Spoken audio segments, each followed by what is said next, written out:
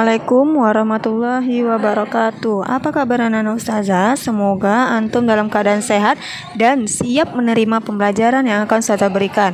Baik, sebelum kita memulai pembelajaran, alangkah baiknya kita membaca basmalah. Bismillahirrahmanirrahim. Drama-drama kehidupan atau yang disebut dengan teks drama. Kali ini kita akan membahas mengenai teks drama. Nah, akan ustazah beritahu pengertian dari teks drama. Teks yang menggambarkan kehidupan dan watak manusia melalui tingkah laku atau akting yang dipentaskan. Drama juga diartikan sebagai karya seni yang dipentaskan. Nah, ciri-ciri dari teks drama yang pertama berupa cerita, berbentuk dialog, dan juga bertujuan untuk dipentaskan. Nah, anak-anak ustazah, ini adalah contoh dari teks drama, judulnya Ketika Pangeran Mencari Istri. Nah, anak-anak ustazah, antum bisa membaca mengenai contoh teks drama yang ustazah berikan ini. Di dalam teks drama itu ada 4 tokohnya, dan juga antum bisa melihat apa saja yang ada di dalam teks drama itu. Selanjutnya, istilah-istilah drama tradisional terbagi menjadi 5. Pertama, ada sandiwara. Yang kedua, lakon. Yang ketiga, tonil. Dan keempat, sendratari. Dan yang kelima adalah tablo. Yang pertama, sandiwara. Sandiwara berasal dari bahasa Jawa. Sandi yang berarti rahasia dan warah yang berarti pengajaran.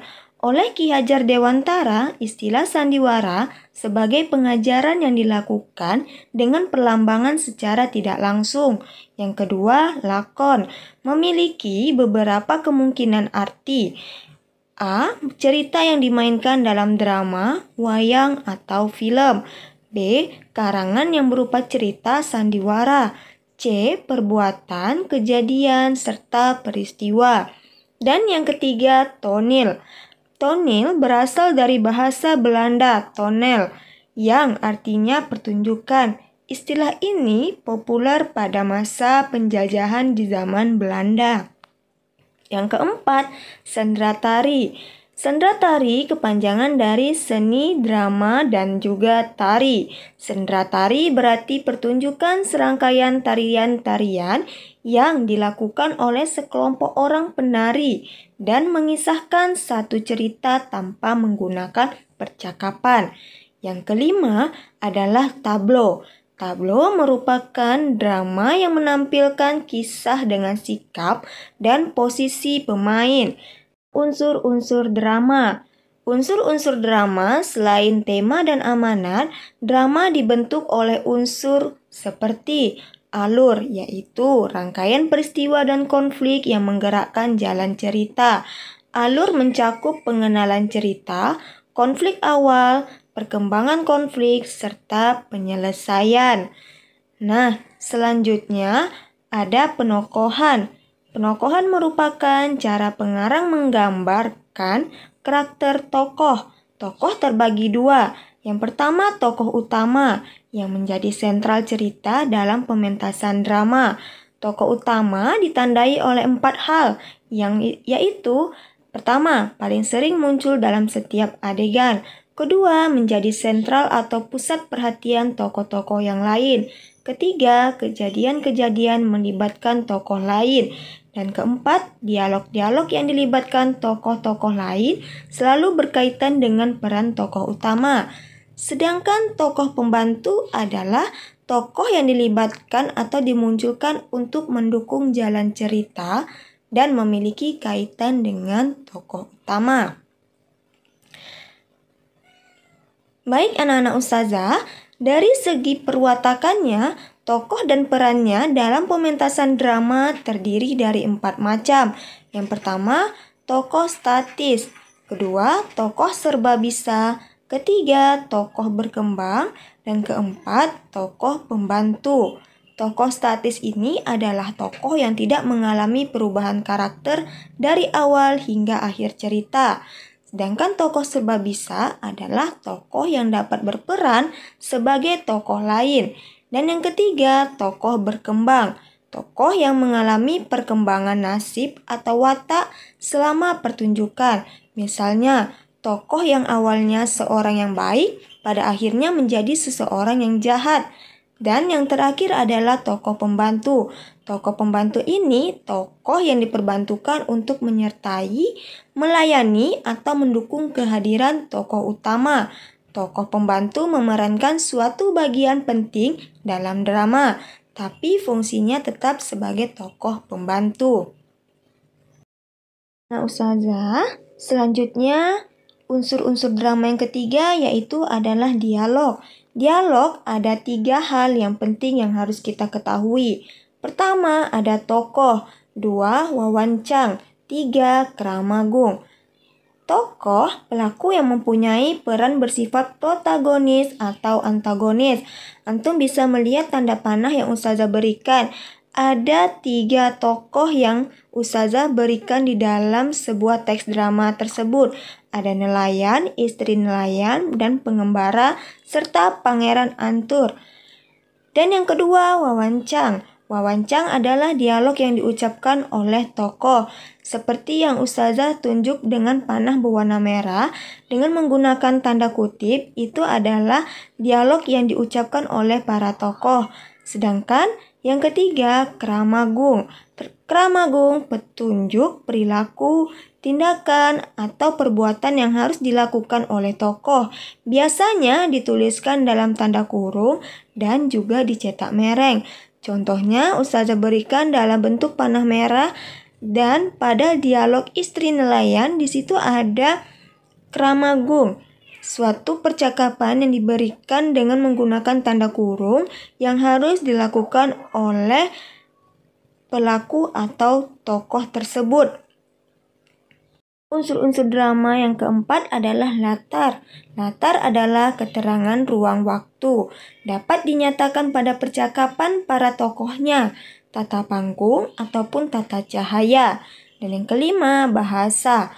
Merupakan media komunikasi antar tokoh. Bahasa juga bisa menggambarkan watak tokoh, latar, ataupun peristiwa yang sedang terjadi. Apabila disajikan dalam bentuk pementasan, drama memiliki unsur lainnya, yakni sarana pementasan seperti panggung, kostum, pencahayaan, dan juga tata suara. Nah, Ustazah, berikut ini kita akan mempelajari mengenai struktur teks drama. Struktur teks drama ini ada 3. Pertama, prolog. 2, dialog. Ketiga, epilog. Prolog adalah pembukaan atau peristiwa pendahuluan dalam sebuah drama. Biasanya disampaikan oleh tukang cerita atau dalang untuk menjelaskan gambaran para pemain, latar, dan sebagainya. Yang kedua adalah dialog. Dialog merupakan media kiasan yang melibatkan tokoh-tokoh drama yang dapat menggambarkan kehidupan dan watak manusia, problematika yang dihadapi, dan cara menyelesaikan persoalan hidupnya. Ketiga, epilog. Epilog adalah bagian terakhir dari sebuah drama yang berfungsi untuk menyampaikan intisari cerita atau menafsirkan maksud cerita oleh salah seorang aktor. Nah, urutan peristiwa dalam dialog ini ada 3. Pertama ada orientasi, kedua komplikasi, dan yang ketiga resolusi. Orientasi ini adalah bagian awal dari cerita yang menggambarkan situasi yang sedang atau sudah terjadi. Sedangkan komplikasi berisi konflik-konflik dan pengembangannya, yaitu gangguan-gangguan, halangan, maupun kekeliruan yang dialami tokoh utama. Dan yang ketiga adalah resolusi. Bagian klimaks dari drama berupa babak akhir yang menceritakan yang menggambarkan penyelesaian.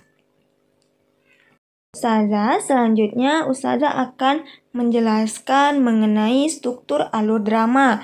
Prolog, yaitu pengenalan tokoh latar belakang cerita. Dialog, ada orientasi, komplikasi, dan resolusi. Sedangkan epilog, penutup intisari cerita. Nah, Nana Ustazah, ada 3 struktur alur drama yang harus kita pahami. Nah, selanjutnya Ustazah akan menjelaskan kaidah kebahasaan yang ada di dalam drama. Pertama, kalimat-kalimat dalam teks drama hampir semua berupa teks dialog atau tuturan langsung para tokohnya. Yang kedua, menggunakan kata ganti orang ketiga pada bagian prolog atau epilognya karena melibatkan banyak tokoh. Kata ganti yang biasa digunakan adalah mereka.